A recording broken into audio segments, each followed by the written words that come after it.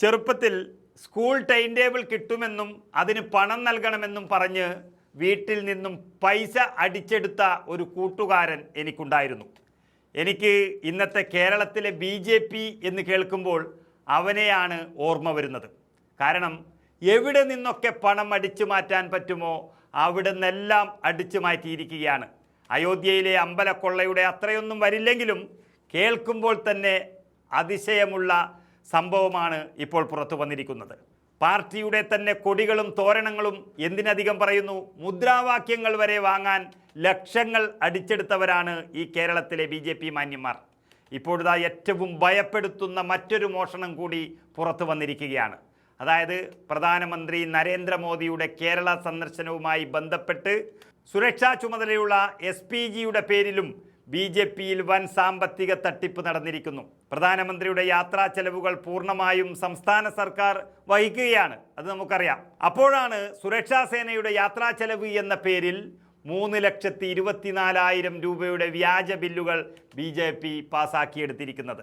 കേന്ദ്ര സംസ്ഥാന ഓഡിറ്റ് സംഘങ്ങൾ നടത്തിയ പരിശോധനയിൽ കണ്ടെത്തിയ ഈ തട്ടിപ്പിൻ്റെ ഔദ്യോഗിക രേഖകൾ മാധ്യമങ്ങൾ പുറത്തുവിട്ടിരിക്കുകയാണ്. പ്രോട്ടോകോൾ പ്രകാരം പ്രധാനമന്ത്രി ഉൾപ്പെടെയുള്ള VIP-കൾക്ക് Z കാറ്റഗറി സുരക്ഷ ഒരുക്കുന്നത് SPGയും അതുപോലെ സംസ്ഥാന പോലീസും ചേർന്നാണ്. ഇതിൻ്റെ പൂർണ്ണമായ സാമ്പത്തിക ചെലവുകൾ വഹിക്കുന്നത് സംസ്ഥാന സർക്കാരാണ്. എന്നാൽ SPGക്ക് യാത്ര ചെയ്യാൻ BJP ഓഫീസിൽ നിന്ന് ഇന്നോവ ക്രിസ്റ്റ കാറുകൾ വാടകയ്ക്കെടുത്തി നൽകി എന്നുള്ള പേരിലാണ് പാർട്ടിയുടെ കണക്കുകളിൽ രേഖപ്പെടുത്തിയിട്ടുള്ളത്. ഇവിടെ BJP ഉണ്ടാകുന്നതിന് മുൻപ് ഈ SPG എല്ലാം കാളവണ്ടിയിൽ യാത്ര ചെയ്തു എന്ന് തോന്നിപ്പോകും.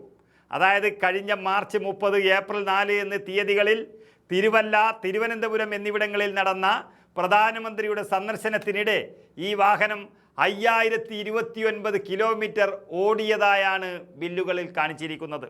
നമുക്കറിയാം, രാഹുൽ ഗാന്ധി കന്യാകുമാരി മുതൽ കാശ്മീർ വരെ നടന്നിട്ടും 4030 കിലോമീറ്റർ മാത്രമേ ആയിട്ടുള്ളൂ. കാസർഗോഡ് മുതൽ തിരുവനന്തപുരം വരെ സഞ്ചരിച്ചാൽ 500 ചില്ലാനം കിലോമീറ്റർ മാത്രമേ ആകുന്നുള്ളൂ. അപ്പോഴാണ് ചുരുങ്ങിയ ദിവസത്തെ പര്യടനത്തിൽ ഇത്രയധികം കിലോമീറ്റർ വാഹനം ഓടിയതായി കാണിക്കുന്നത്.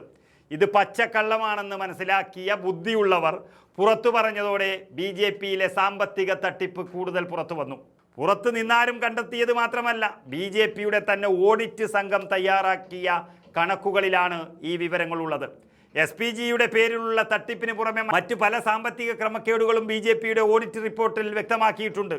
ഇതിപ്പോൾ മാത്രമല്ല, മുൻ BJP അധ്യക്ഷൻ കൂടിയായ കേന്ദ്രമന്ത്രി JP നഡ്ഡയുടെ കേരള സന്ദർശന സമയത്തും സമാനമായ രീതിയിൽ വാഹനമോടിയതിൻ്റെ വ്യാജ കണക്കുകൾ ഉണ്ടാക്കി അതിൽ നിന്നും പണം തട്ടിയിരുന്നു. ഒരു സ്വകാര്യ ചാനലിന് വേണ്ടി ഒറ്റ ദിവസം 18 വാഹനങ്ങൾ നൽകിയെന്നാണ് അന്ന് ആ കണക്കുകളിൽ രേഖപ്പെടുത്തിയത്. കൂടാതെ വ്യാജ GST ബില്ലുകൾ നിർമ്മിച്ചും വലിയ തോതിൽ തിരിമറി നടത്തി. ഒരു സ്ഥാപനത്തിൻ്റെ പേരിലുള്ള ബില്ല് മാറ്റി മറ്റൊരു സ്ഥാപനത്തിൻ്റെ പേരിൽ നൽകിയാണ് തട്ടിപ്പ് നടത്തിയത്. ഇതിനു പുറമെ പ്രധാനമന്ത്രിയുടെ യാത്രയുമായി ബന്ധപ്പെട്ട് പ്ലക്കാർഡുകൾ, കൊടിതോരണങ്ങൾ ഒക്കെ വാങ്ങിയ വകയിൽ 8 ലക്ഷത്തോളം രൂപ തട്ടിച്ച വിവരങ്ങളും ഈ അടുത്തിടെയാണ് പുറത്തു വന്നത്. തെരഞ്ഞെടുപ്പ് പ്രചരണത്തിനായി കേന്ദ്ര നേതൃത്വം സംസ്ഥാനത്തെ A ക്ലാസ് മണ്ഡലങ്ങൾക്ക് 3.5 കോടി രൂപ വീതമാണ് ഇത്തവണ അനുവദിച്ചത്. നമുക്കറിയാം, ഇപ്പോൾ ആ തുക പൂർണ്ണമായും മണ്ഡലങ്ങളിൽ എത്തിയിട്ടില്ല എന്നത് പാർട്ടിക്കുള്ളിൽ നിന്ന് തന്നെ പറയുന്നു എന്ന് മാത്രമല്ല, പലരും അത് കീശയിലിട്ട് കൊണ്ട് പോയതാണ് ഈ A ക്ലാസ് മണ്ഡലങ്ങളെല്ലാം വലിയ ഭൂരിപക്ഷത്തിൽ തോറ്റുപോയത് എന്ന് പാർട്ടിക്കാർ തന്നെ സമ്മതിക്കുന്നു. ഘടകകക്ഷികൾക്ക് നൽകാനായി കേന്ദ്ര നേതൃത്വം അനുവദിച്ച ഫണ്ടുകളിലും വലിയ തട്ടിപ്പ് നടന്നു. അതൊക്കെ BJPയുടെ നേതാക്കൾ തട്ടിയെടുത്തു എന്നാണ് പറയുന്നത്. അതെല്ലാം അഖിൽ മാരാറൊക്കെ പൊട്ടിക്കരഞ്ഞതും ഇതൊക്കെ കൊണ്ട് തന്നെയാണ്. ശരിക്കും പാർട്ടിയുടെ തെരഞ്ഞെടുപ്പ് ഫണ്ടിൽ വ്യാപകമായ കൊള്ളയാണ് നടന്നിരിക്കുന്നത് എന്ന് അടിവരയിടുന്നതാണ് ഇപ്പോൾ പുറത്തുവരുന്ന ഈ ഭയാനകമായ രേഖകൾ.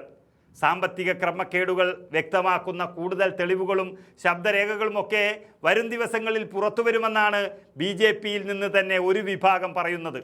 നാട്ടിൽ നിന്ന് കൊള്ളയടിച്ചു, അത് കഴിഞ്ഞ് കേന്ദ്രത്തിൽ നിന്നും കൊള്ളയടിച്ചു, സ്വന്തം പാർട്ടി പതാകയുടെ പേരിലും കൊള്ളയടിച്ചു, ഇപ്പോഴിതാ സാക്ഷാൽ നരേന്ദ്രമോദിയുടെ പേരും പറഞ്ഞ് കൊള്ളയടിച്ചിരിക്കുകയാണ് കേരളത്തിലെ BJPക്കാർ എന്നാണ് അറിയുന്നത്. കഷ്ടമെന്നല്ലാതെ പറയാനില്ല.